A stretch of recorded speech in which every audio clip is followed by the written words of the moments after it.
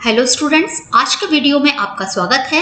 मैं प्रोफेसर अलका गोयल और मैं आपको पढ़ा रही हूँ भारतीय राजनीतिक व्यवस्था की श्रृंखला के वीडियोस। और आज हम पढ़ रहे हैं पार्ट 9, संविधान के आधारभूत ढांचे का सिद्धांत और संविधान संशोधन विवाद। स्टूडेंट, आप किसी भी प्रतियोगी परीक्षा की तैयारी कर रहे हैं, ये जो है वो बहुत अंदर की बातें हैं कि हमारा आधारभूत ढांचा क्या है और हमारे जो संविधान संशोधन हुए हैं उनको लेकर के और ढांचे को लेकर के आपस में क्या क्या विवाद रहे हैं, वो मैं इस वीडियो के अंतर्गत आपको बताऊंगी। अब हम ये देखते हैं कि मूल ढांचा क्या है।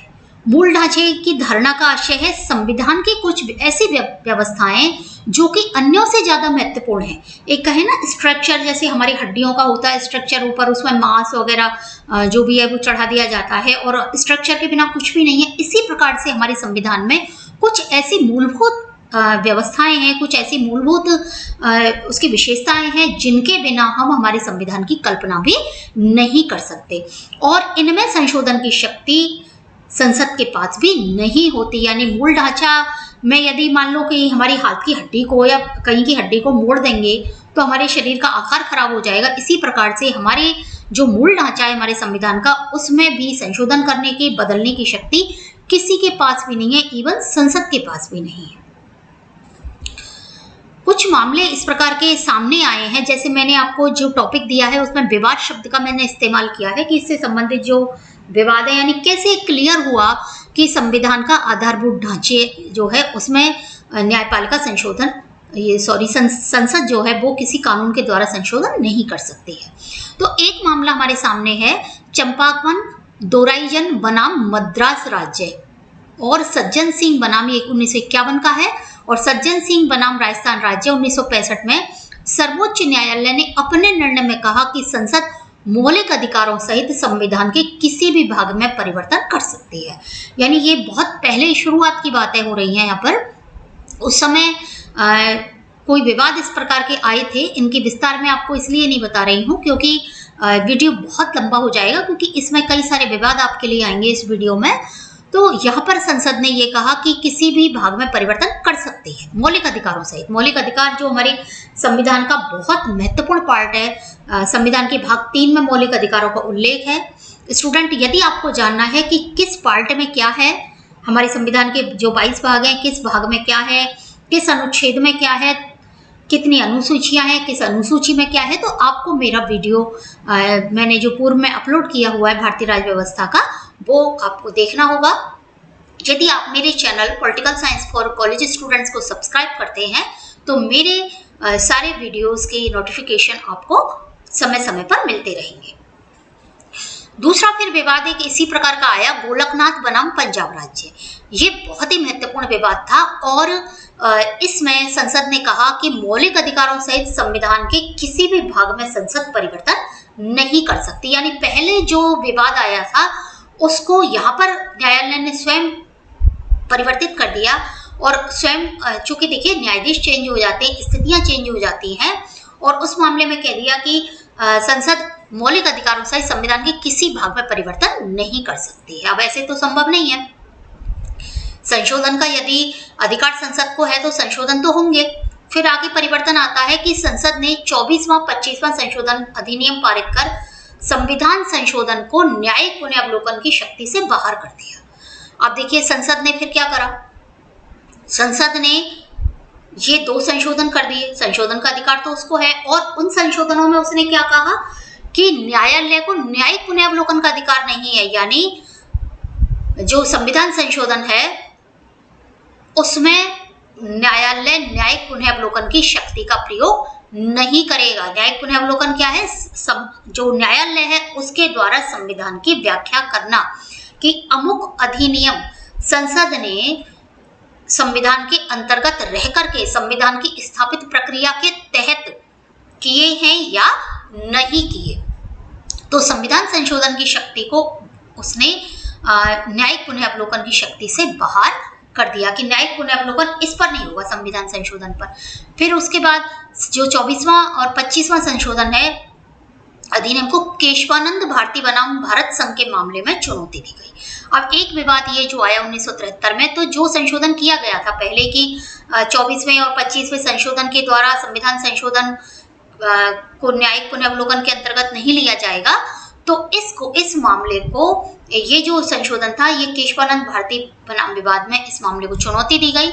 और उसके बाद में मुकदमे में जो केशवानंद भारती विवाद है उसमें आधारभूत ढांचे का सिद्धांत न्यायालय ने प्रस्तुत करा और ये कहा कि संसद संविधान में संशोधन तो कर सकती है लेकिन आधारभूत ढांचे में नहीं। देखिए यहाँ लगातार बदलते रहे हैं। पहले वो कहती है कि किसी भी भाग में परिवर्तन कर सकते हैं। दूसरा जो गोलकनाथ विवाद है जो बहुत ज्यादा महत्वपूर्ण रहा है कि किसी भाग में परिवर्तन नहीं कर सकते। और फिर जब ये बहुत ज्यादा विवाद बढ़ गया कि नहीं, संविधान संशोधन से न्यायिक पुनर्वलोकन की शक्ति को ही छीन लेते हैं, उसके बाद जो केशवानंद भारती बनाम जो विवाद आया, तब यहाँ पर एक निर्धारित हुआ कि आधारभूत ढांचे का जो है एक सिद्धांत दिया न्यायालय ने और ये कहा कि संशोधन का अधिकार रहेगा क्योंकि यह अधिकार संसद से नहीं छीना जा सकता। संसद जो है वो लोगों के द्वारा चुनी जाती है और समय समय पर परिवर्तन होना संविधान में आवश्यक होता है। जैसे जैसे स्थितियां हमारे सामने होती हैं उसके अनुकूल तो संशोधन तो किया जा सकता है लेकिन आधारभूत ढांचे में संशोधन नहीं किया जा सकता। अब स्टूडेंट, आधारभूत ढांचा क्या है? अब न्यायालय ने इसे परिभाषित नहीं किया कि आधारभूत ढांचा क्या है, तो कुछ आवश्यक तत्व हैं आधारभूत ढांचे के।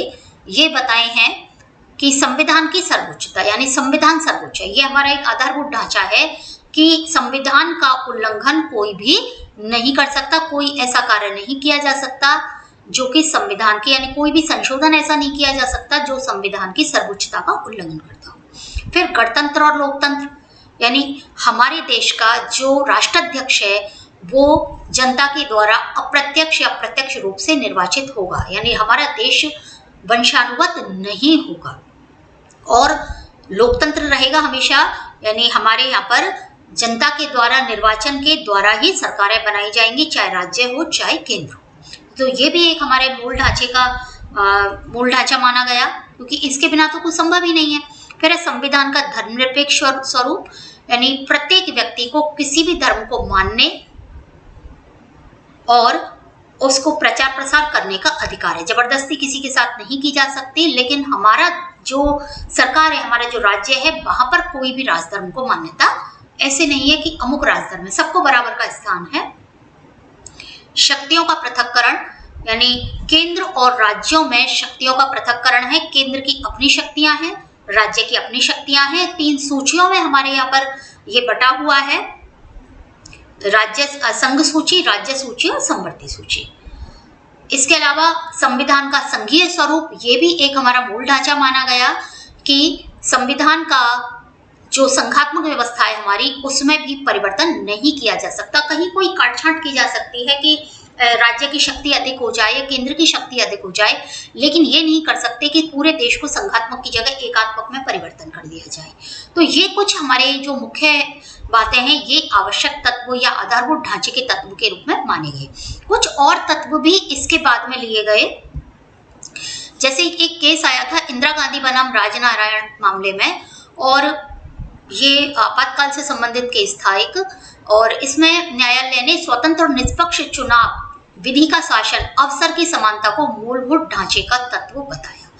यानी ये कहा वो तत्व तो है ही है, इनके अलावा स्वतंत्र और निष्पक्ष चुनाव निश्चित रूप से कराए जाएंगे। देखिए यदि चुनाव नहीं होंगे तो देश में लोकतंत्र कैसे रहेगा? तो स्वतंत्र भी होने चाहिए, निष्पक्ष भी होने चाहिए। विधि का शासन यानी कानून का शासन, कानून के समक्ष प्रत्येक व्यक्ति को समान माना जाएगा। कोई भी व्यक्ति कानून से ऊपर नहीं है, कानून से इतर नहीं है, चाहे किसी भी जाति धर्म का किसी भी पद पर हो, अमीर हो गरीब हो कोई भी हो, और अवसर की सबको समानता दी जाएगी। ठीक है, यहाँ भी कोई भेदभाव नहीं किया जाएगा। तो ये एक मूलभूत ढांचा माना गया। एक मामला 1980 में आया मिनर्वा मिल्स का, और इसमें कहा गया कि मौलिक अधिकार और नीति निर्देशक तत्वों में संतुलन को आधारभूत ढांचे का तत्व माना। मौलिक अधिकार तो शुरू से ही हमारे रहे हैं, मुख्य लड़ाई तो इन्हीं को लेकर थी कि मौलिक अधिकार जो है वो आधारभूत ढांचे के अंतर्गत नीति निर्देशक तत्वों में संतुलन, यानी जितना हो सके व्यक्तियों को नीति निर्देशक तत्वों के अंतर्गत सुविधाएं, अधिकार दिए जाएं, ये भी एक आधारभूत ढांचे का तत्व माना गया।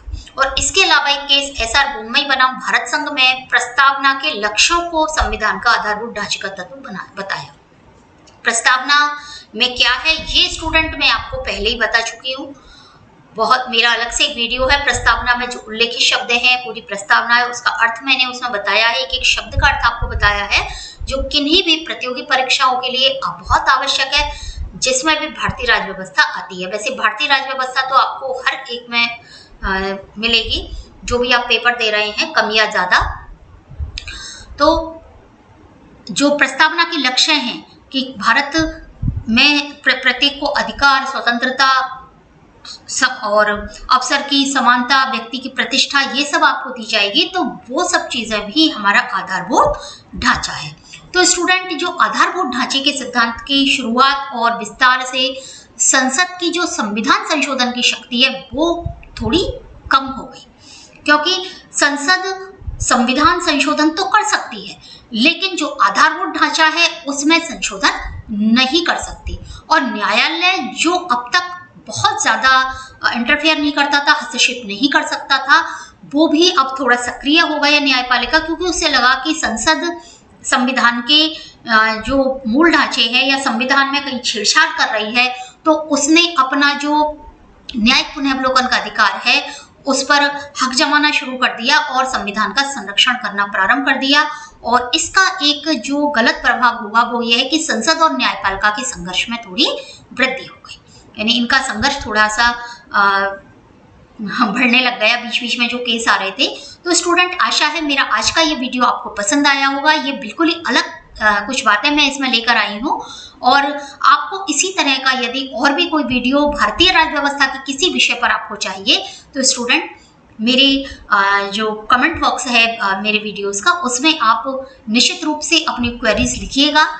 मैं जितना भी मेरे को जब भी अवसर मिलेगा मैं उसका जवाब दूंगी और उस विषय पर आपको निश्चित रूप से वीडियो बनाकर अपलोड करूंगी। आशा है मेरा ये वीडियो आपको पसंद आया होगा और आप इसे पूरा देखें, और साथ ही मेरे channel political science for college students को सब्सक्राइब करना ना भूलें। धन्यवाद।